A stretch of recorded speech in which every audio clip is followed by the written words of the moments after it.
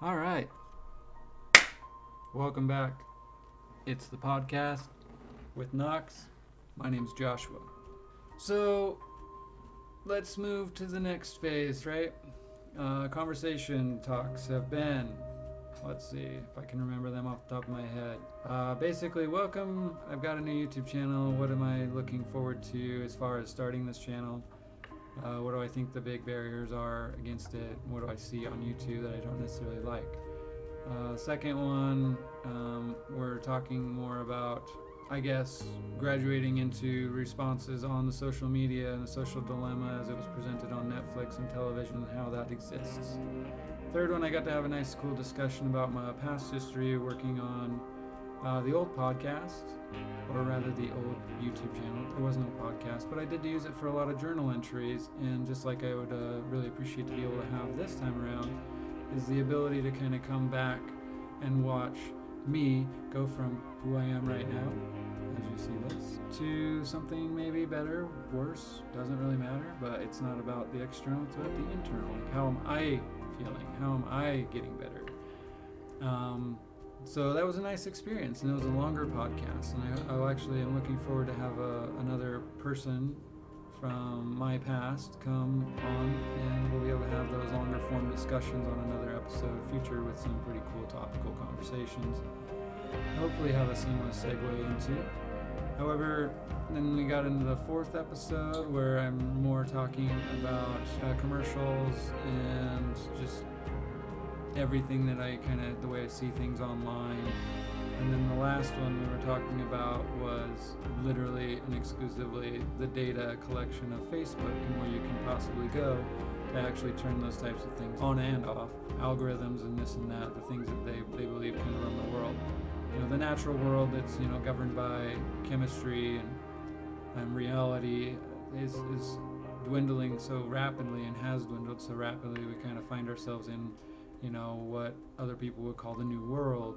There's a new era, there's a birth happening, and then with that comes a lot of programmed interpretations and language, and these I think are the dangerous and hard parts to really get into, which is in ways religious fanaticism, all types of fanatical, and then we're in that political landscape timeline to where you're like being talked to, whether you're from the left or the right, and then beyond that you're almost being pulled into certain groups, and then it can get really dangerous. And when the youth have so many different opportunities by way of their digital devices and social media and web access, that there's a topic that came up in Sir Ken Robinson's talk about finding your element that I do have notes on, subtle ones. I'm going to do my best I'm not scripting. I'm going to maintain that authenticity in how I'm going to talk about these best I can. And there's a lot in that talk. It's about 55 minutes. But in finding your element, he talks about a personal requirement, a social requirement in a creative capacity, and then ultimately the organic manner in which that comes to be. And unfortunately, with the digital age, and for so many of our youth, I don't have kids, but it's like he made a statement in the talk about how the only appropriate time to really consider giving cell phones and technology to a child is when you're really absolutely prepared for them to move into adulthood, because just the access, albeit the social bullying, the pornographic materials, there's no little iteration on the side of whomever it is and wherever it is online that says I'm only 11 years old versus 45 years old. They find themselves in the same chat rooms. So we're in this place, we're in this time, and the best that I can do is just kind of do my best to open my mouth and say the things that I've seen and where I come from, because that's what I believe ultimately provides this path to finding my element, to finding my authentic self, to finding the balance in life on a day in, day out basis, regardless of what the internal churnings and the external forces forming me into whatever this is. The body doesn't represent who I am. I wear glasses. I have awkward tooth. I wear hats. Um, the clothes that I wear old. I'm not trying to necessarily keep up with the Joneses. I tend to be more minimalist, and that's fine by me.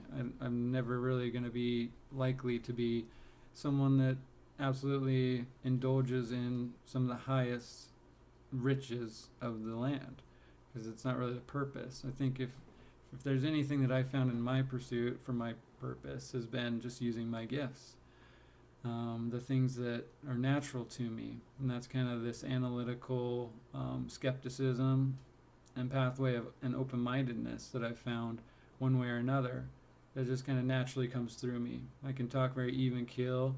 I do my best not to go super high or super low, but I notice, and I have noticed as a matter of life experience, not by some teacher telling me it, and these are the more important lessons in the world, in my opinion, too, is the best knowledge comes from actual experience. But unfortunately, I don't believe that the majority of society these days are really allowed to have true life experiences. There's kind of this ingrained reality that's been um, programmed into us to stick around and stay and be early committed or financially obligated to certain things at certain positions in our lives. And Sir Ken Robinson, in his talk about finding your element, he comes from a background where his original talk from 2007 was how the education system kind of sucks that creativity energy out of us. And he cites an amazing plethora of examples throughout all of his talks about specific individuals who found themselves to be kind of ultimate value to the world and barely and vitally escaping things like pharmaceuticals or early diagnoses. And in today's society, unfortunately, I believe that's the more common downfall of the youth. Being force-fed into doctors' offices over the last decade or so for well visits, being early diagnosed because you're fidgeting in schoolrooms and you don't want to necessarily, you're not able to sit still, and then all these new diseases and different things that surface, like ADHD is the one that he cites specifically. These are just people that don't really think well when they're sitting still. I was able to certainly do that, but I remember my brother being proposed like, oh, you have an ADD problem. But no, he just, like, he had this amazing fascination with doing interesting things, pulling things apart and putting them back together. Really investigating prior to really forming a true opinion. But in my element, I'm a fire sign, Sagittarius, born in 1984. It kind of creates this divinity with the element of fire, and it allows me to really be mutable. So that means there's cardinal, fixed, and mutable. Cardinal sign is kind of something that's taking other energy in. So they're like on the inner breath. The fixed sign is when you're at a still, like at the top of the breath or at the bottom of the breath, in or out, but you're very fixed. You're not really going one way or the other. And they tend to be more solid in their understandings, in their commitments, in their fundamental ideologies or whatever it is. And then you have the mutables like myself, who tend to be more expressive and outward, and just they're kind of taking all those energies and transferring them into the next season. So, these are represented by breath. They're represented in the charts, and meditation has a lot of different realities within them that have kind of taught me that throughout my hero's journey, if you will, because we all kind of have a story. We all have a life's worth and a life's work that if we look back on authentically and really bring that to the surface, it allows us this possibility of actually opening our mouths and expressing ourselves without a vindictive and judgmental tongue. I found myself guilty of so many things on that front, of being a very judgmental, very closed-minded individual, not open to a lot of suggestions. And it wasn't really until I birthed what is Knox today by way of a logo on Photoshop in 2012, to turning it into an LLC, then transferring it into a YouTube channel in 2015 to now, and all the iterations on that YouTube channel. I mean, there was Knox Service and Solution, there's Knox Farms, and a bunch of knocking, there's a bunch of rail cars and trains, there's a bunch of iterations of what would comically kind of come to me in the way I would express myself by way of this logo, but it came to me from a personal place. It allowed me a social outlet and creative outlet, and it did come to me organically from my past. Just trying to embody it has kind of allowed me a process to work from the two-way journey, the internal and the external. Stupid phone. Anyway, there's a lot of other things too historically that he talked about at the closing of his talk, Sir Ken Robinson, in terms of the attitudes that we kind of innately have, almost hereditarily. Now, I'm very different than all my siblings, very, very much so in the long run, more than probably younger, but it doesn't change the fact or my capacity. Like, turning the shortcomings into strengths and is kind of the ultimate test, I believe, in a way. But again, I like to keep this in tied to some of the older content that we've been talking about thus far. This hero's journey is inevitably something that we all end up going on, or rather, unfortunately, not choosing to go on. And the the payoff is, it's a risk versus reward type of idea. And I think ultimately when I made a bigger jump in terms of the creative social reasons and pursuits within Knox, that's when I really started to be recognized, shut up and muted, hidden in the algorithm, but recognized and responded to. Like when I got the most comments and feedback, I was able to provide my own feedback in response. I created a sort of type of communication that was ultimately unknown to me, but inevitably true. As a matter of like a creative, it kind of becomes this amazing thing when you get to a point where you recognize that there is actually people out there that recognize the work that you're putting in, the hours that you're putting in, how hard you're working above the average. And ultimately, I believe that the one thing that anybody's ever wanted to know about anybody's pursuit is what that purpose ends up being. So there also became this time when I got to choose and define what I believed Knox should actually stand for beyond just a 4-letter logo with a hook. And that was never again hate X. Because at a certain point, by way of the process, I woke up really drowsy. I had an experience, and the first thing that I saw was television, and it was a commercial, and it was during the playoffs, and it was being presented as an end of world type of scenario where everybody's throwing their stuff in the back of an SUV, and it was to make the cell as though it has the most storage space. So you're putting all this crap and stuff into the back of a SUV, and it's portrayed from an end of world scenario. And I couldn't wrap my head around this and why this is, but at the same time I had just been completely like transformed by this knocking out experience, which is actually what happened. I was pretty much knocked deaf, blind, and dumb for a moment, and then when I came to, it kind of inspired me. But inside of me, the internal side of my hero's journey, my story, was a bunch of anger, because I used to sell television. I'm a guy that used to knock on everybody's door and say, you see that dish up there? Well, yeah, if you've had that for over 2 years, you're probably paying $150 for television. And I know, because the way the world is, the generalizations that every salesman uses on us, and I've used on you, was about price. It was about the commercials, the parental controls, the ability, and then ultimately putting new technology into your house as it gradually gets better and better and better, just like cell phones have been sold to you, just like all technology has been sold to you. A processor gets faster, an internet connection gets faster, you get more megabytes per second on your download, you get more graphics and pixels, you get more this, you get more that. But what's the trade-off in terms of value? Value is something that has to be born and bred internally. And when I saw it broadcast in this three-dimensional format, and just seeing if this is an actual effective approach to getting more people to buy an SUV based on more space. And granted, I had actually, I have background in selling BMWs. The new 3 Series is as big as the old 5 Series is, and everything's getting bigger and better.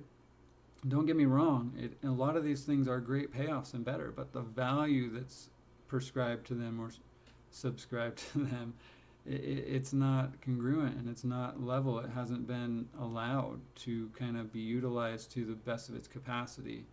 And, the affordability hasn't been presented to society as a whole. And I don't know how fast those types of things could or would take place, if they could or if they would, because I'm not in a place of really knowing. But I had just come to this aha of we're moving beyond this three-dimensional world, the things that I actually care about. I need to get rid of this anger. I need to get rid of how I'm feeling. I need to do something to express myself to the world, to say, I've been fanatical, I've been overly emotional, I've been this, I've been that, and I need to create an almost accountability to kind of keep myself in check. Because I have a big history with being very angry and reactive, very vicious with my words. I can be quite a wordsmith if I want to. And unfortunately, when you're in a response and reactive place, it can become very vindictive and very judgmental. And I still battle with things like that. But ultimately, it was about building something of positivity. So I've never really defined love. Love is one of those things that's like way beyond what anybody can really put into words. It's more of an experience again, as opposed to something somebody can tell you. You don't know what it is until you actually feel it. And when you're in love, that's how and when you'll know. It comes from internal. So there became this battle when I defined Knox with never again hate, and X being a variable. As in algebra, everything has a variable. There needs to be something to balance the equation. For me, I never wanted to hate. I wanted to void the word hate, and I still choose to void that from my vocabulary as best as possible. But inevitably, it comes up to a point where you kind of have to go through it. And I believe that's kind of what's happening this year. So, with that said, just trying to find the best outlet to do something in a positive outlet, even still with my shortcomings, is what I spent that following year in 2018 going through. And it was quite a beautiful awakening all over again, not a physically jolting one like the first one. However, I learned so much in this process by way of the communication, by way of the recognition, and yet still the recognition showed me a new illuminating truth beyond that. And my attitude again shifted and made me, again, that anger to surface. But ultimately, I wanted to just maintain that balance as best as I could. So moving through and transitioning through, I found myself in Idaho. I made the best of it. I've been working in potatoes in a factory for the last year and a half. And if I look back to before my YouTube channel original started, I was making great money. I remember a January and February back-to-back years where I could go out for just a couple months, start the year before March even started, and have $10,000 in my bank account like that.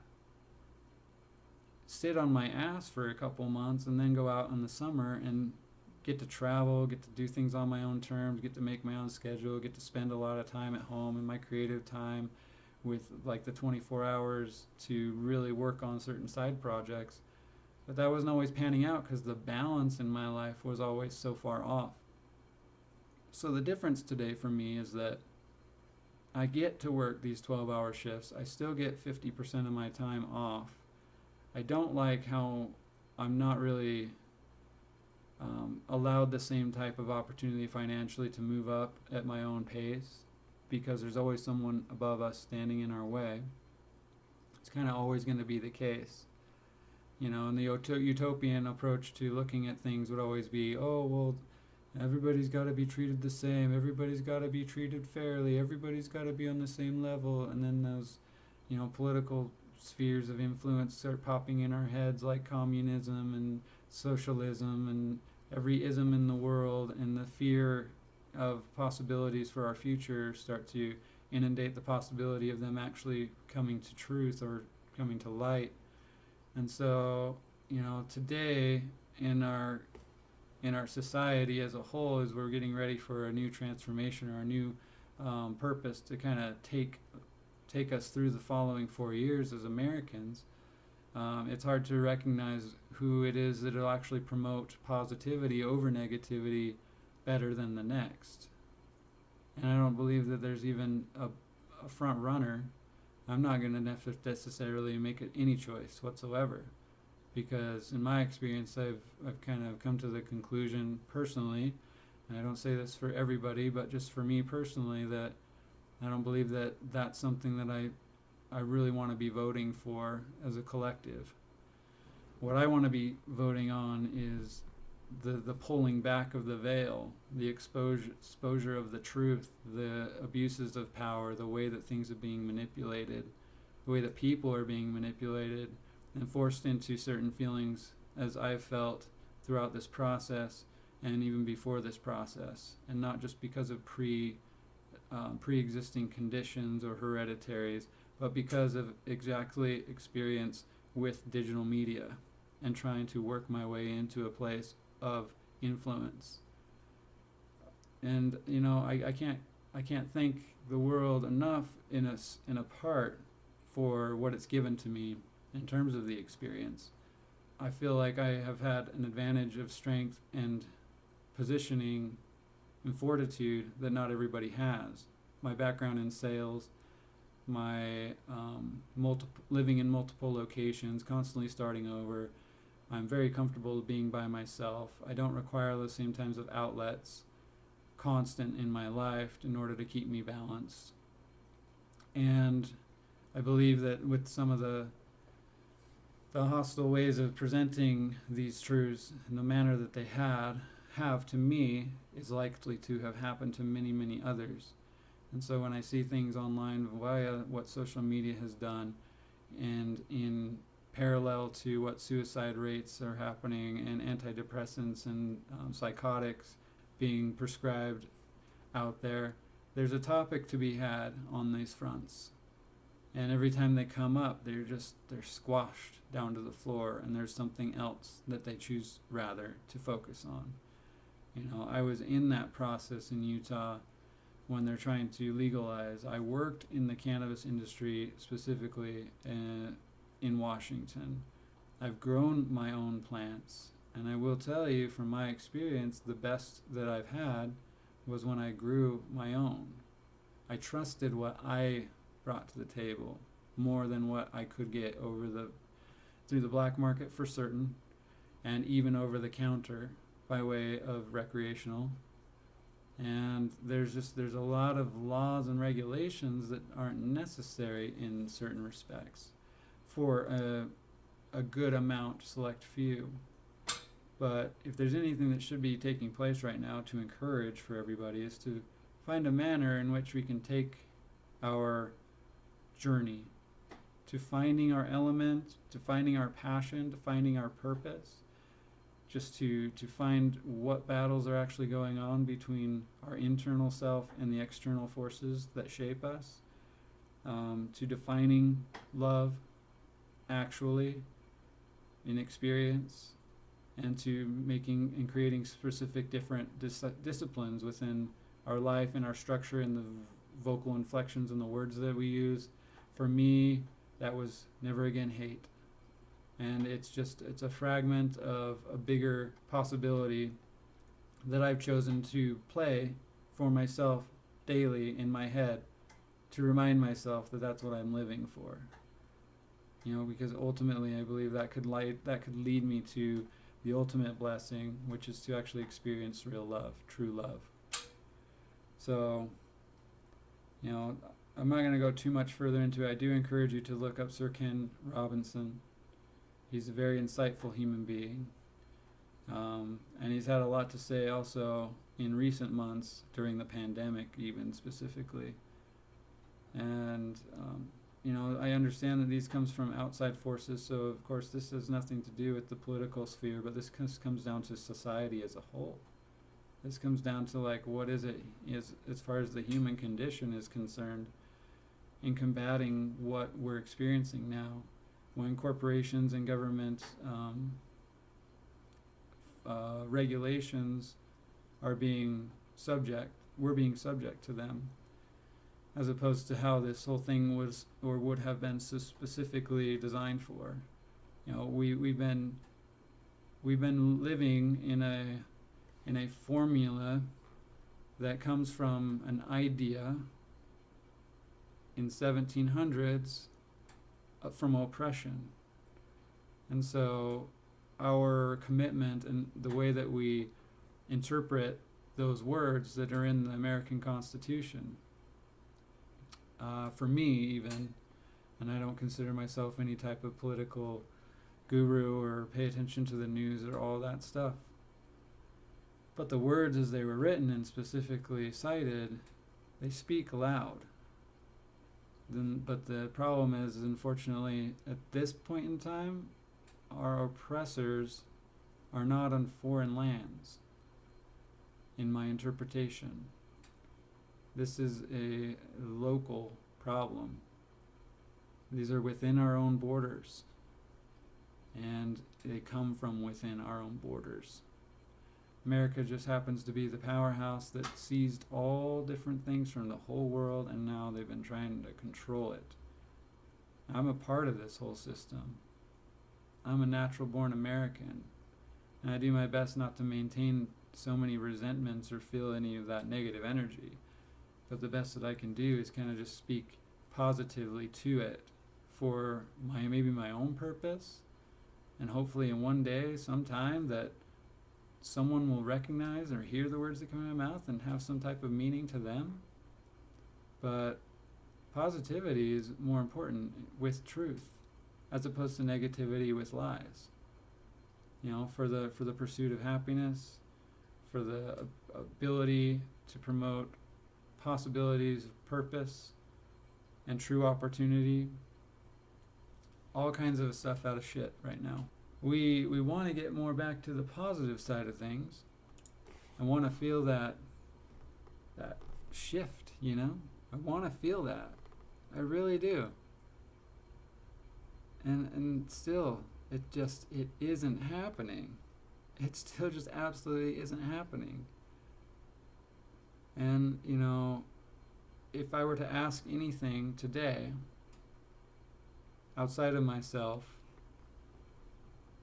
not to take away, but to provide opportunities and true possibilities for those above me,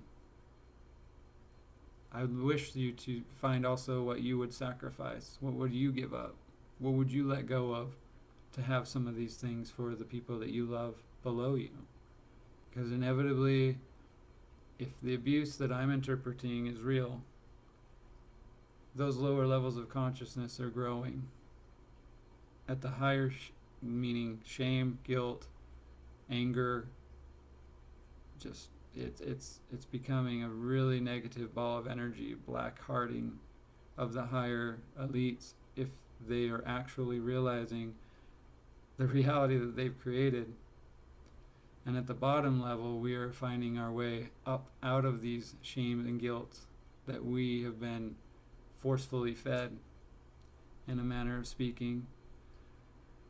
And we're trying to find the light. And the best part is that we finally find our gray area, being the most courageous people on the planet, and finding ourselves out in wide open spaces, not separated by 6 feet apart, and fully embracing each other. I know that's a lot to ask for. But the higher, if you're up there and you see us down here suffering and trying to reach new heights, just recognize, at least from my point of view, it has nothing to do with a resentment. I do my best to not carry those things forward, to know the 4 agreements, and then to have discovered what the fifth agreement will be and can be is an amazing blessing for a person like myself. So in the week ahead, I hope that you also uncover those types of truths, those kinds of fundamentals that hopefully can give you the comfort that is required to pursue and push out of this comfort zone that we all end up inevitably having as human beings. Break free of that comfort zone, test something new, and you will find, in a way, at least a portion of what I have found and many others have found. So, albeit, we love you. Thank you for watching. Thank you for listening. Yeah, probably need an upgrade in the studio, but peace.